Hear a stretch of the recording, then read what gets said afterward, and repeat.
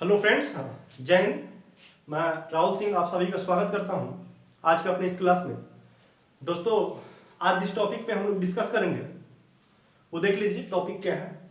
उस टॉपिक का नाम है भारत पर अरबों का आक्रमण।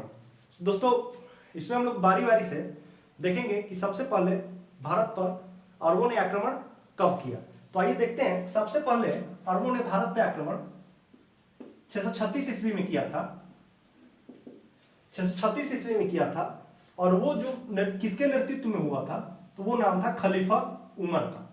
यानी पहला आक्रमण जो हुआ था वो खलीफा उमर के नेतृत्व में 636 ईस्वी में हुआ था। ये आक्रमण था जो मेनली ये अरबों द्वारा एक नाविक अभियान महाराष्ट्र में भेजा गया था, लेकिन वो नाविक अभियान असफल रहा। 636 ईस्वी के बाद 636 ईस्वी के बाद 711 ईस्वी तक, कब तक? 636 ईस्वी के बाद 711 ईस्वी तक बहुत सारे अभियान अरबों द्वारा भारत में भेजे गए और सबके सब लगभग में असफल हो गए। और जितने भी उनके सेनापति आए लगभग में सबके सब युद्ध भूमि में मारे गए। ठीक, सबके सब मारे गए। 636 ईस्वी से 711 ईस्वी तक जितने भी अरबों द्वारा अभियान किए गए भारत में, उनके सारे सेनापति मारे गए। इनमें कुछ अभियानों के बारे में हम लोग जानेंगे, लेकिन इसके बाद पहला सफल आक्रमण जो था अरबों का वो 712 ईस्वी में हुआ। ठीक, भारत पर अरबों का पहला सफल आक्रमण जो हुआ 712 ईस्वी में हुआ। और वो सफल आक्रमण जो था किसके नेतृत्व में था? मोहम्मद बिन कासिम के नेतृत्व में। मोहम्मद बिन कासिम के नेतृत्व में पहला सफल आक्रमण 712 ईस्वी में अरबों का हुआ। हम लोग मेनली आज पढ़ेंगे यही इनका जो सफल आक्रमण है 712 ईस्वी में मोहम्मद बिन कासिम के नेतृत्व में, वहीं पढ़ेंगे। ठीक, तो देखिए सबसे पहला कि उस समय की स्थिति समझ लेते हैं अरब देश का। और 712 ईस्वी में जो आक्रमण हुआ था वो हुआ था सिंध में। अरब में अरबों द्वारा कहां पर आक्रमण हुआ? सिंध में। तो सिंध तो आपको मालूम है कि सिंध पर उस समय किसका शासन था? दाहिर का शासन था। सिंध पर उस समय दाहिर का शासन था। अरब में कौन था? तो चूंकि अरब इस्लामिक साम्राज्य का हिस्सा था और उस समय इस्लामिक साम्राज्य का जो प्रमुख होते थे वो खलीफा होते थे। तो अरब में उस समय खलीफा जो थे उनका नाम था खलीफा वालिद। ठीक, खलीफा वालिद। और इनके साथ में इनके एक सहयोगी थे, इराक के गवर्नर थे जिनका नाम था हज्जाज। इराकी गवर्नर हज्जाज, खलीफा वालिद और इराकी गवर्नर हज्जाज। और इधर सिंध पर शासन जो था राजा दाहिर का था। ठीक, इतना समझ लिए। अब देखते हैं, क्योंकि आपको तो मालूम है कि अरबों का भारत पे आक्रमण का जो उद्देश्य था, उनका सबसे प्रमुख उद्देश्य था इस्लाम धर्म का प्रचार प्रसार करना। ठीक, और इस्लाम धर्म के प्रचार प्रसार करने में जो विजय अभियान चला है वो, या आगे उनको दूसरे राज्यों में चलाने की जरूरत पड़ती तो उसके लिए कुछ धन की आवश्यकता थी उनको। तो साथ साथ में अगर धन भी मिल जाए कहीं लूटपाट में तो वो भी साथ में वो लेकर चल देते थे। लेकिन उनका सबसे प्रमुख उद्देश्य था क्या? इस्लाम धर्म का प्रचार प्रसार करना। तो अरबों द्वारा भारत में पहला सफल आक्रमण 712 ईस्वी में किया गया, जो इनका सफल रहा मोहम्मद बिन कासिम के नेतृत्व में। तो 712 ईस्वी के आक्रमण से पहले थोड़ा सा इसका देखते हैं पीछे का, पर्दे के पीछे क्या चल रहा था 712 ईस्वी में। हुआ यूं कि इसका 712 ईस्वी के आक्रमण का तत्कालिक कारण जो था, तत्कालिक कारण क्या था?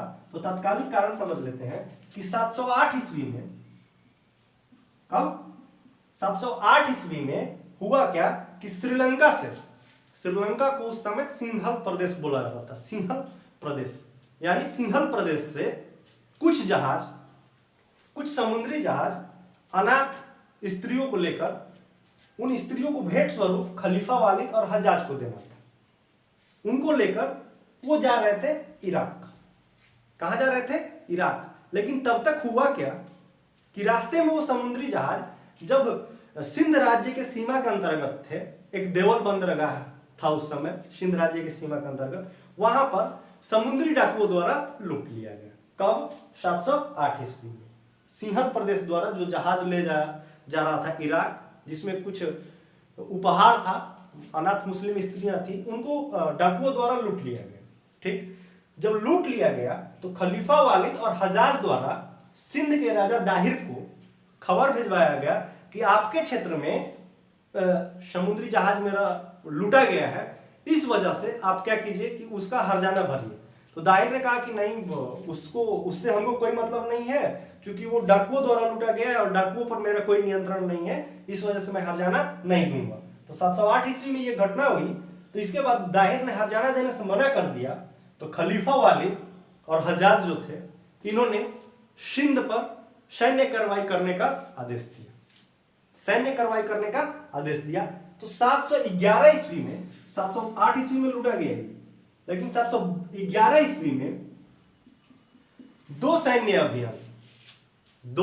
अभियान अरबों द्वारा सिंध पर किया गया। वो सैन्य अभियान किनके किनके नेतृत्व में हुआ?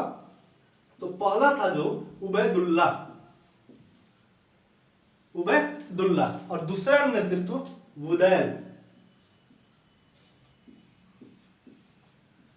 उबैदुल्ला और बुदैल के नेतृत्व में वो दोनों अभियान किया गया। ठीक, 711 ईस्वी में वो दोनों अभियान, उबैदुल्ला और बुदैल का दोनों अभियान असफल हुआ और दोनों के दोनों युद्ध भूमि में मारे गए सिंध के सैनिकों के हाथ, उबैदुल्ला और बुदैल। 711 ईस्वी में इनका दोनों आक्रमण अरबों का विफल हो गया। उसके बाद ये हजाज जो है, हजाज इराकी गवर्नर जो था, ये हजाज जो है, इसका दामाद और भतीजा दोनों बोलिए मोहम्मद बिन कासिम था। मात्र उस समय मोहम्मद बिन कासिम 17 वर्ष के आयु का था। कितने वर्ष का था? 17 वर्ष का था। हजाज ने मोहम्मद बिन कासिम को बुलाया और कहा कि अब तुमको सिंध पर आक्रमण करना है और सिंध को इस्लामिक साम्राज्य में मिलाना है। हजाज द्वारा जो अपने भतीजे और दामाद को बुला के कार्य दिया गया, यानी उसका भतीजा और दामाद कौन था? तो मोहम्मद बिन कासिम था। मोहम्मद बिन कासिम को क्या बोला कि उबैदुल्ला और बुदैल जो है युद्ध भूमि में मारे जा चुके हैं, अब एक काम करो कि तुम सिंध को जीत कर लाओ। तो मोहम्मद बिन कासिम बहुत कम उम्र का था, 17 वर्ष उस समय उसकी उम्र थी। वो अरब से सिंध पर आक्रमण करने के लिए निकला। तो उसके लिए उसने तैयारियां की, अपने साथ में घुड़सवार, ऊंट सैनिक और पैदल सैनिक को लिया। साथ में उसने, चूंकि ओमान जो था उस समय अरब प्रायद्वीप का ही हिस्सा है, ओमान से उसने नेवी सपोर्ट भी लिया, यानी ओमान से समुद्री जहाज से कुल 2500 सैनिकों का सहायता मोहम्मद बिन कासिम ने लिया था। लेकिन ये समुद्री मार्ग से आक्रमण नहीं किया भारत। ये आक्रमण कैसे किया? तो इसने सिंध पर आक्रमण करने के लिए मोहम्मद बिन कासिम जो था, मकरान से होते हुए स्थल मार्ग का सहारा इसने लिया था। यानी मोहम्मद बिन कासिम जो था, सिंध पर आक्रमण किस रास्ते से किया? तो वो मकरान से होते हुए स्थल मार्ग से सिंध में आया। जैसे ही सिंध में आया तो रास्ते में मकरान का गवर्नर था हारून। उस समय उसने मकरान का जो गवर्नर था हारून, उसका भी सेना ले लिया साथ में कि चलो सिंध पे आक्रमण करना है।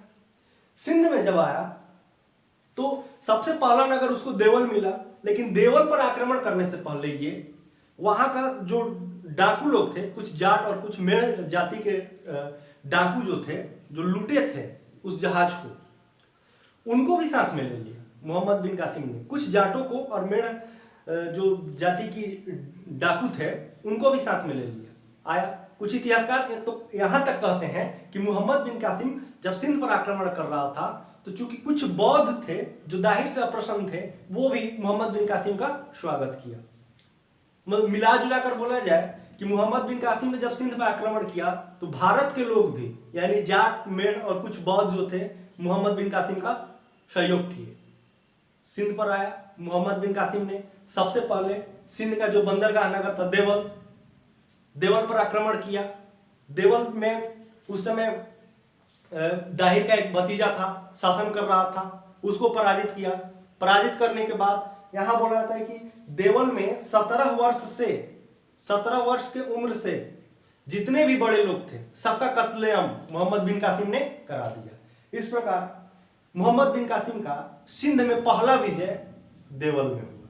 ठीक, इसमें हम लोग पढ़ेंगे सिंध में कुल 6 नगरों पे इसने आक्रमण किया है, सबको बारी बारी से देखते हैं।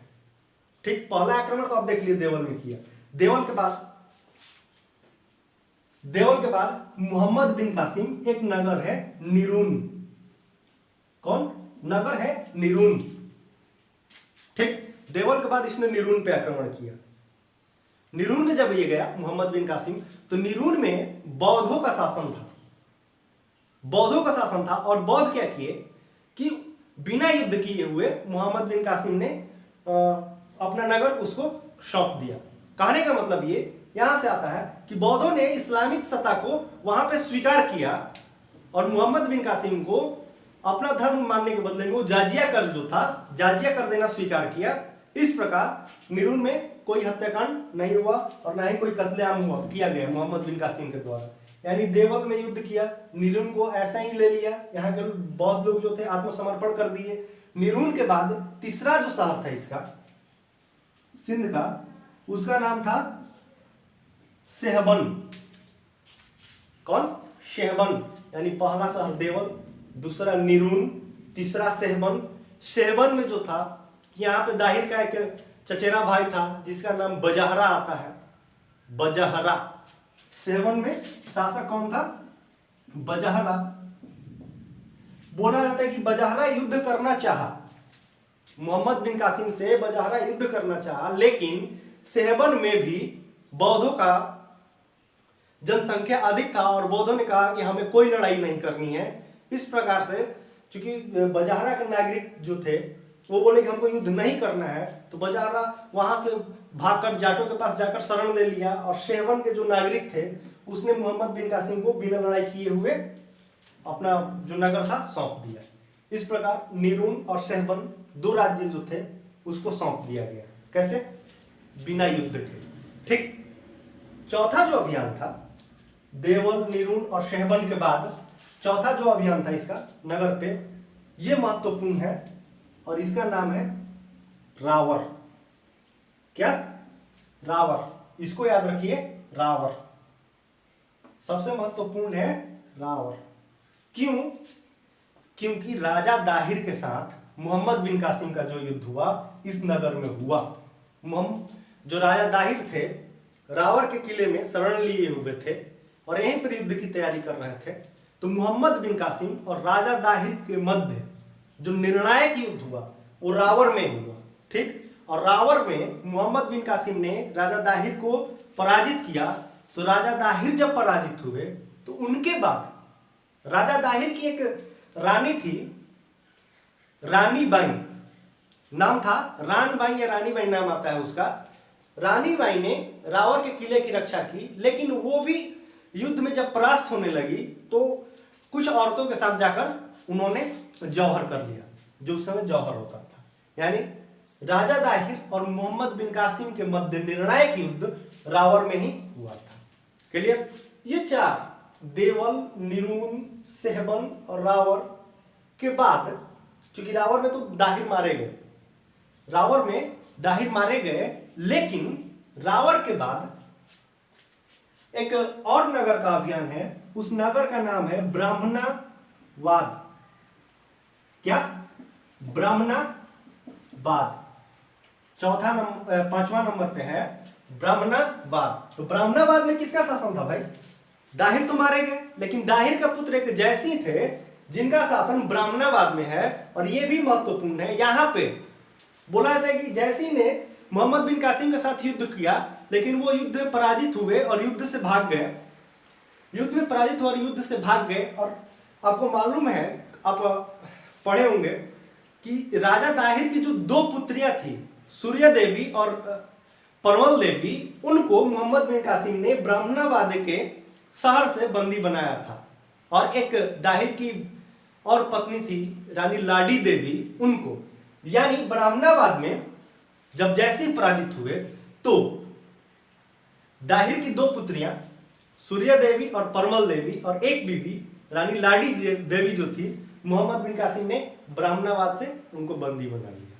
ठीक, इतना 5 नगर जीतने के बाद देवल, निरून, शेहबन, रावर और ब्राह्मणाबाद को जीतने के बाद सिंध की जो राजधानी थी, सिंध की राजधानी जो थी उसका नाम था आरोर। क्या नाम था? आरोर। अरोर। सिंध की राजधानी अरोर पर राजा दाहिर के पुत्रों का ही शासन था।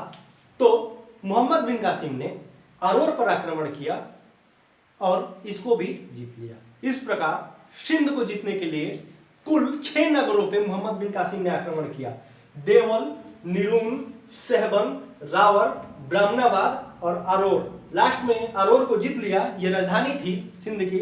इस प्रकार 712 ईस्वी में पूरे सिंध पर मोहम्मद बिन कासिम का अधिकार हो गया। ठीक, पूरे सिंध पर मोहम्मद बिन कासिम का अधिकार हो गया। लास्ट में सिंध के बाद 713 ईस्वी में एक जो सिंध के क्षेत्र में नहीं आता था, मुल्तान, सिंध के क्षेत्र में नहीं आता था वो, ठीक, मुल्तान जो राज्य था उस पे भी मोहम्मद बिन कासिम ने 713 ईस्वी में आक्रमण किया। कहां पे? अंतिम इसका जो आक्रमण था सिंध को जीतने के बाद, मुल्तान। ठीक, कहां? मुल्तान।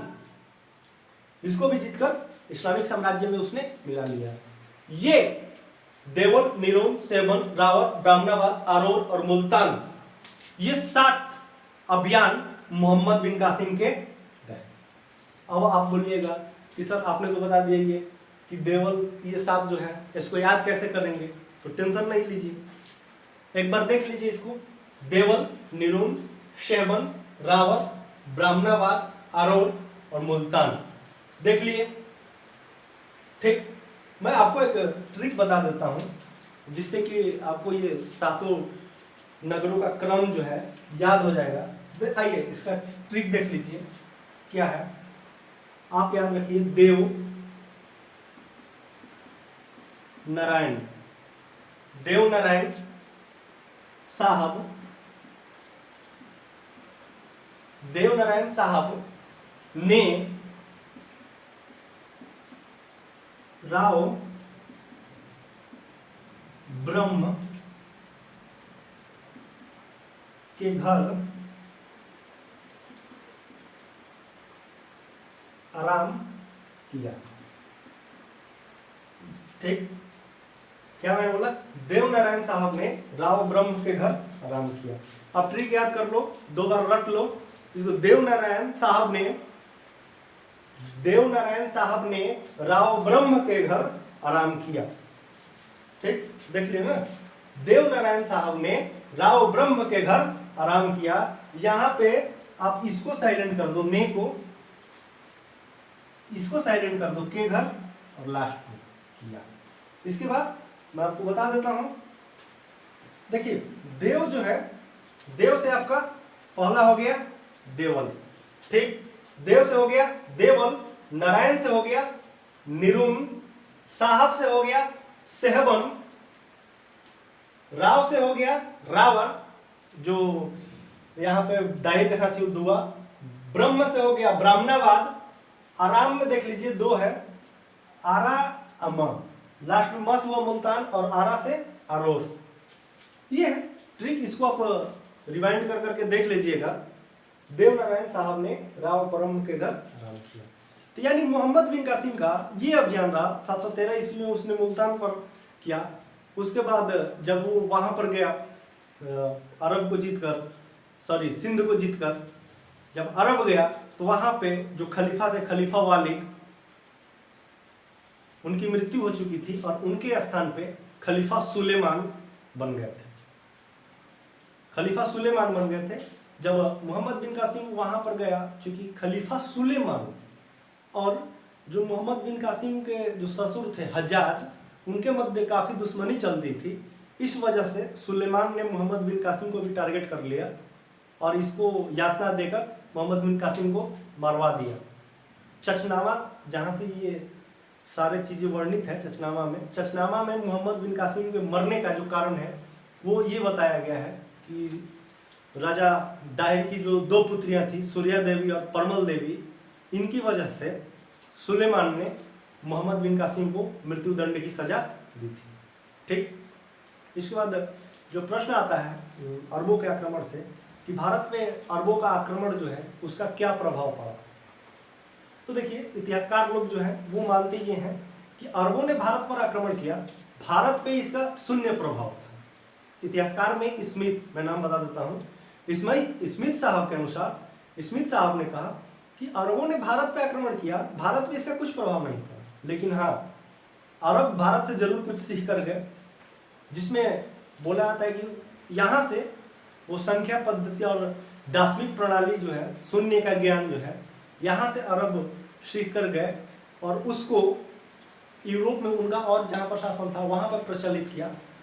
भारत से सीख कर गए अंक का ज्ञान और यूरोप की तरफ वो उसको प्रचलित किए। यूरोप में उसको अरब अंक पद्धति के नाम से जाना जाने लगा।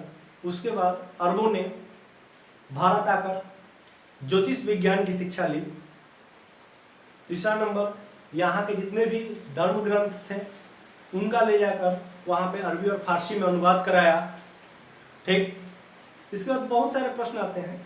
यहाँ से एक और चीज सीखा अरबों ने कि जब वो भारत में आए तो भारत के मंदिरों से, मंदिर का जो बुर्ज था, मंदिरों का जो बुर्ज होता है उससे प्रभावित होकर वो मस्जिदों का भी बुर्ज उसी तरीके का रखा। यहाँ भारत में आए तो यहाँ के विजय स्तंभ से प्रभावित होकर वहाँ मस्जिदों का मीनार बनाना स्टार्ट किया। यही है हमारा